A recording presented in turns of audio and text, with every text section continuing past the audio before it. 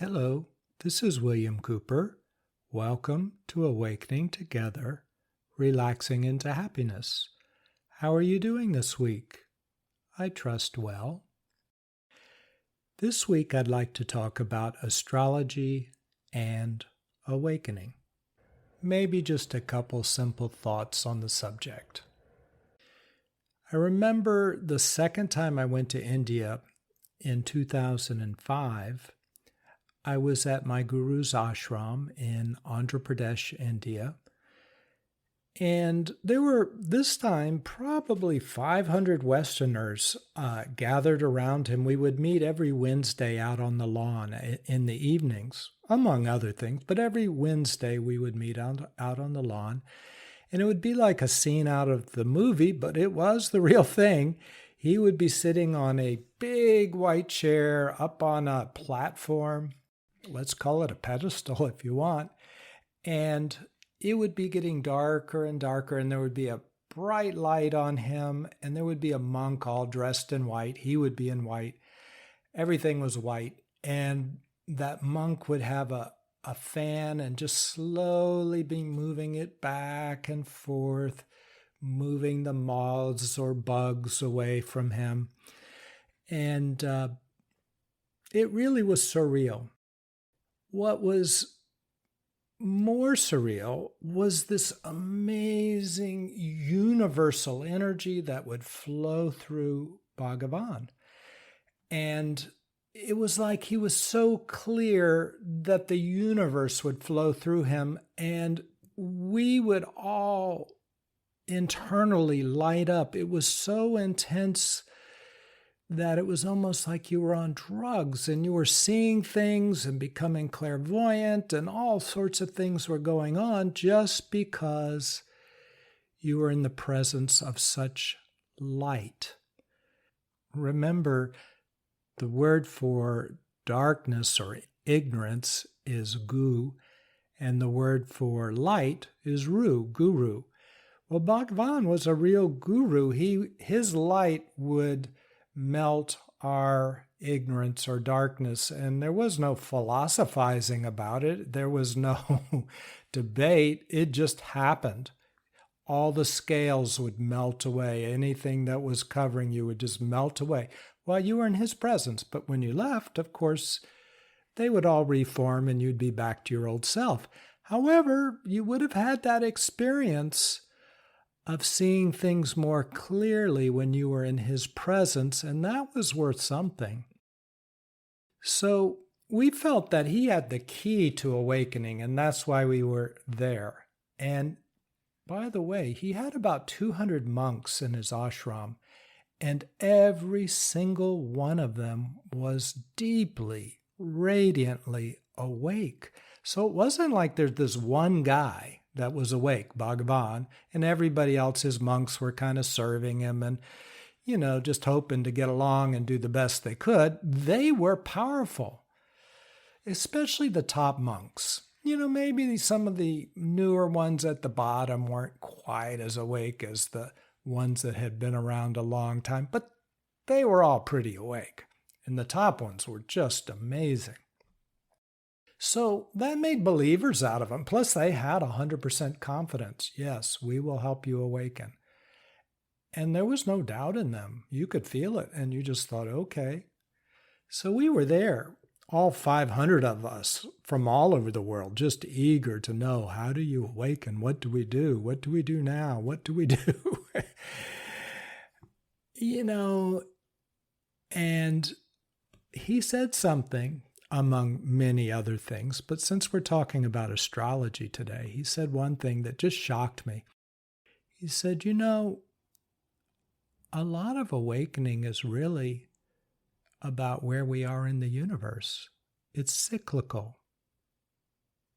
What? What do you mean?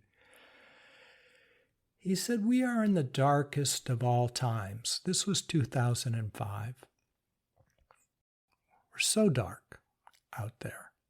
Dark spiritually, dark emotionally, just dark everywhere. Dark mentally, just dark. And it did look kind of dark. what he was talking about is, as far as cycles, our solar system revolves around a star far away called the star Sirius.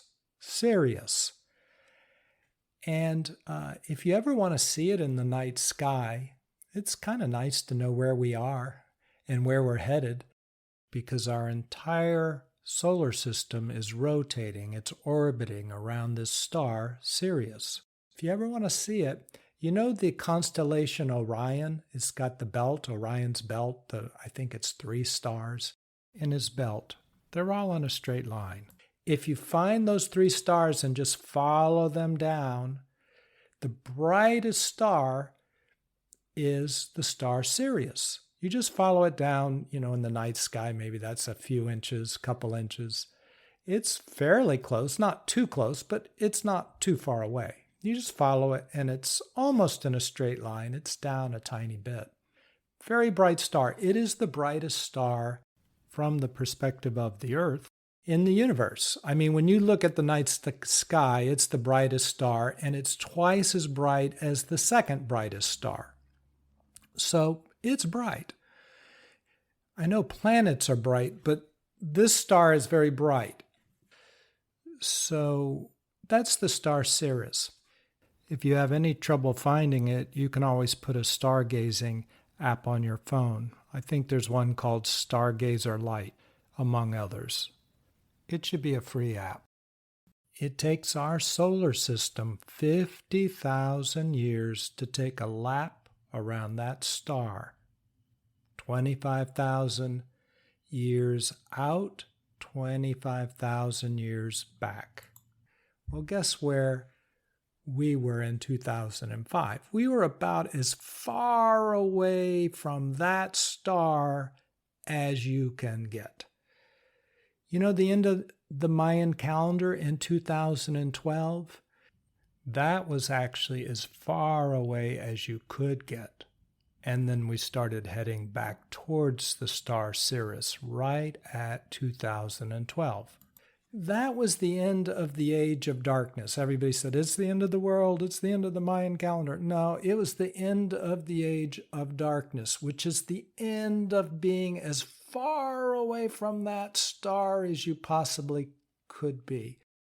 The Hindu calendar is based around orbiting the star Sirius as well, just like the Mayan calendar. When you're close to that star, you're in the age of truth. There's so much light coming into the world because you're close to the light. That's the age of truth, Satya Yuga age. The Kali Yuga, the dark age, is where we are. That's when you're as far away as you can be. Well, fortunately, the Satya Yuga is 4 times longer than the Kali Yuga, because we're just so far away it's dark. When I'm at the beach, I like to get up very early, say 5:30, and walk on the beach. And on some mornings, it's so dark, because that's but the sunrise in the summer, that might be around 7:30. So it's so dark then, if there's not a moon and maybe the stars are covered with clouds, you can't even see your feet. And if there's no moon, many times you can't see your feet as you walk. You just have to trust and walk. You can hear the ocean, so you know it's over there, and you just keep walking. Very dark, but about a half hour before sunrise, just a ray of sun is curving around the earth, and it's just enough to suddenly you can see. It doesn't take much. There's that story of a civilization lost in the dark, and they come up with all sorts of philosophies and emotions and everything based on the dark, fantasies and thought forms and everything, until one guy invents fire, and it's like equivalent of lighting a match. And it's just enough to light up the world, and they see everything they've been thinking has been pretty much a fantasy. They've just been in their heads making up stuff. That's what we do, right? You look around today. So in 2005, we were so far away, it was dark. The end of the Mayan calendar, that's right when we went around the curve and started heading back to the star Sirius. Doesn't take much light to light up the world. Now, Bhagavan always said, once a little light starts coming in, you're going to be able to see, and you have no idea how bad it's been. Nobody will be able to hide anything. Stuff will come out in the light. There'll be all sorts of turmoil and chaos and crazy thinking. And, well, I'm looking around today, and it's pretty much like that. And most spiritual teachers in India have all predicted this. All sorts of earth problems like hurricanes and turmoil and people problems and emotional problems, all right about now. And sure enough, we can see them, we can experience them. Bhagavan also said something kind of interesting. He said, you need to have this chaos. You need to have a complete breakdown to release all of the energy that's been holding all this negativity in place, all of the structures where people have profited from negativity. All that's got to fall apart, just collapse. It's a mess. But when it does fall apart, all that energy that's released, that's been tied up in all that mess and darkness, that's released, and now it can reform into healthy growth and light and a healthy society. And I think that maybe is what's going on now too. So in India, they center their whole society around light, Ru, and the melting of darkness, Guru. The darkness is our ignorance. And they don't say the world is an illusion necessarily. They say that because we have ignorance, it's a delusion. It exists, but our perception of things is diluted. We're seeing everything like we've got a kaleidoscope on our eyes. It's all going funny. We don't know what we're doing. We're seeing backwards. That's a delusion. As we get closer to the light, these scales come off of our eyes, and we can see clearly again. Sounds like a Bible scripture when Paul said all the scales melted off of his eyes, and he could see clearly again. Well, that's kind of what's happening to us. The scales are melting off of our eyes. So everywhere in India, it's about light. A lot of the festivals are about awakening. Maybe every single festival is somehow about awakening or gratitude. Gratitude for the harvest or awakening. There's one where they shoot off millions of firecrackers because all those firecrackers, when they explode, release light. And that's like all of our crust exploding and the light of our being shining through. Every full moon, they go around the holy mountain in the city where I go, Tiruvannamalai. They go around the holy mountain of Arunachala under the moonlight. And Arunachala is said to be Shiva, emitting so much light and enlightenment. And once a year, they have a festival called Deepam, and they take tons of clarified butter, ghee, and over a period of around 9 days, they put it on the top of that mountain and they light it every night. And it explodes all night long, burning. It never stops for those 9 days. It's just burning. And that symbolizes the light exploding out of the top of our head, our chakra light. So it's all about light. They feel it. And when I'm in the presence of Bhagavan, I feel it too. The funny thing is, he was my guru, now he's my friend, and he kind of cut me loose, said, you go out on your own, just like we all have to do. And now, when I rest in my own light, I clarify. In my light, I let the darkness melt off of myself. You probably experience that too. It's quite profound because they say in the Satya Yuga, you don't have to do anything to be awake. There's so much light, everybody is. It's just our natural state. And they say these things can shift very quickly, just like lighting a candle in a dark room. It's not much light, but one candle, one match, and you can see everything. There's a story that a man bought a farm from a farmer. He bought his land, and they agreed on a price, and it was a good price. Everybody was happy.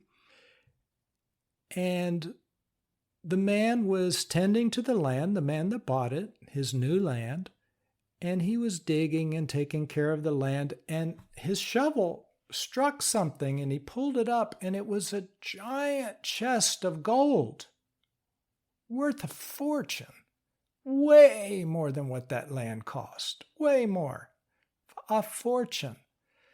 So he, being in the Satya Yuga, he takes the gold, gives it back to the farmer, said, "Hey, I just bought the land. I didn't buy this gold.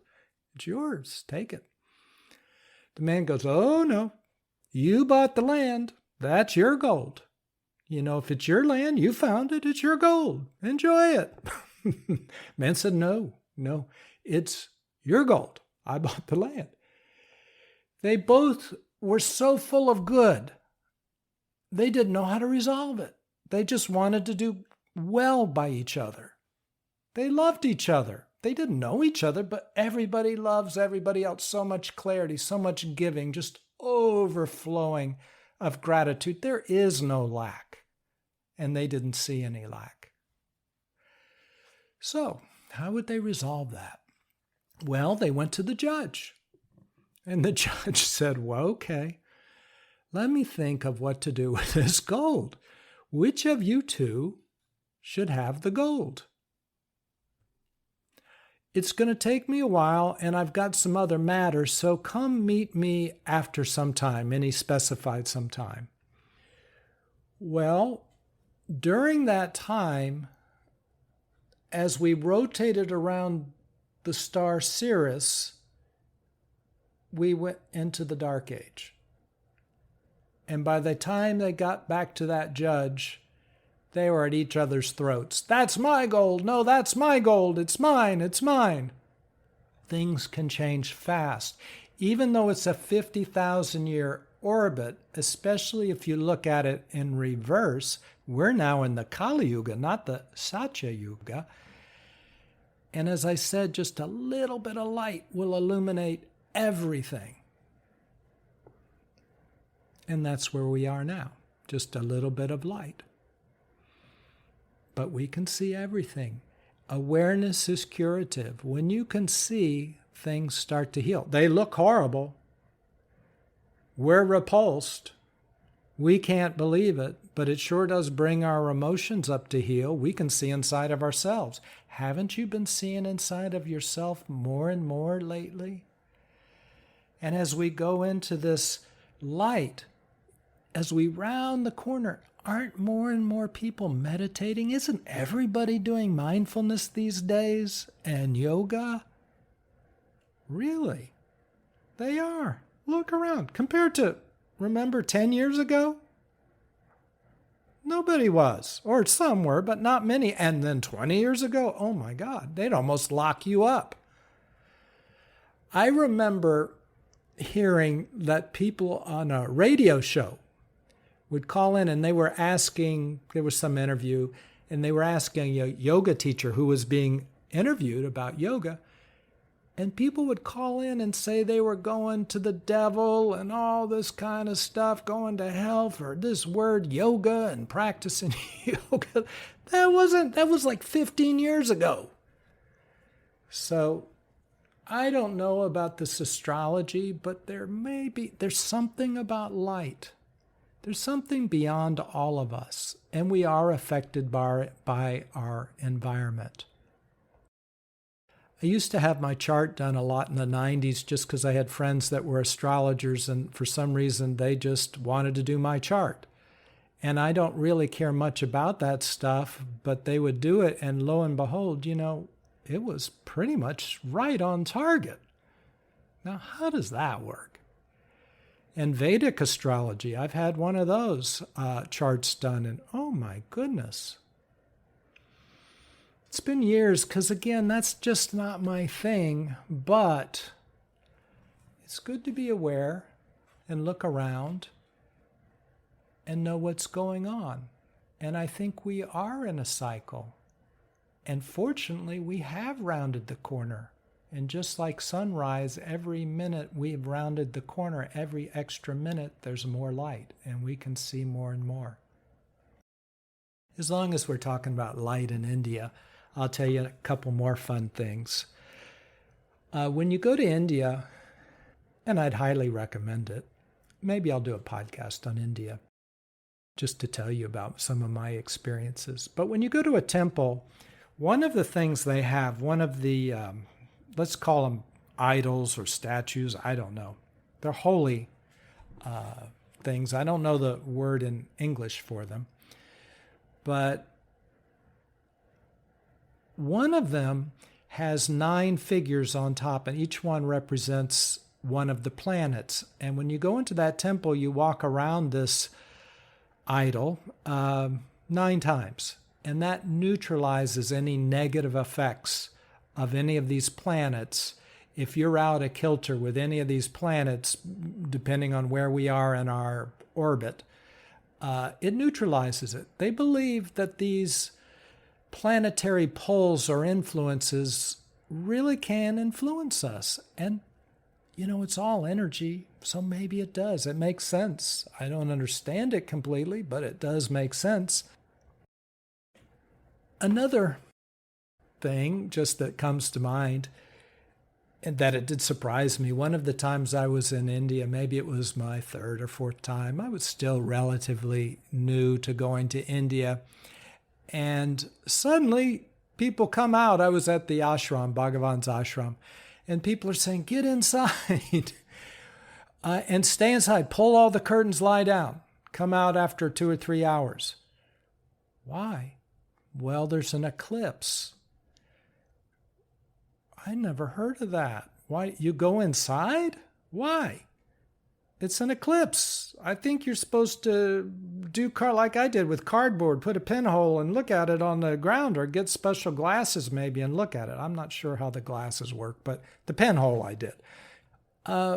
No, they said go in. It's inauspicious energy. It's bad energy if you're outside during an eclipse. You don't want that all over you. It'll affect you. Well, what's behind that is they have their story, let's call it. And the god Rahu, the god of darkness, overcame the god of light temporarily, and he ate the sun. He ate the sun, and that's why we have eclipses, because the god Rahu overcomes the sun for just a little while here and there. And when the god Rahu is out, he's radiating darkness all over everybody, and he is one bad god. Darkness is ignorance. That's what it stands for in India. You don't want ignorance. You don't want to be all clouded up and messed up. You want your health to be good. You want your intellect to be good. So you stay inside and stay away from the god Rahu. That's India. Everywhere it centers around some kind of energy thing, at least in South India. That's what I'm familiar with. Anyway, I just wanted to talk to you about the Mayan calendar and the Hindu calendar and where we are. And I feel good about getting out of the age of the Kali Yuga. How about you? I hope so.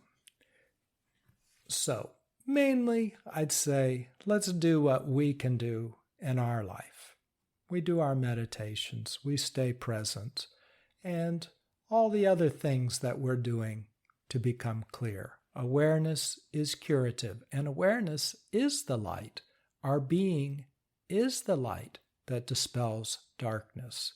So as we meditate and we watch our thoughts wind down and we experience our emotions as they flop around and spin around and discharge, they melt in the light of our awareness as we're aware of them. Awareness is curative. Okay, I hope you have a good week, and I look forward to talking to you again next week. Take care. Bye. Hello, this is William.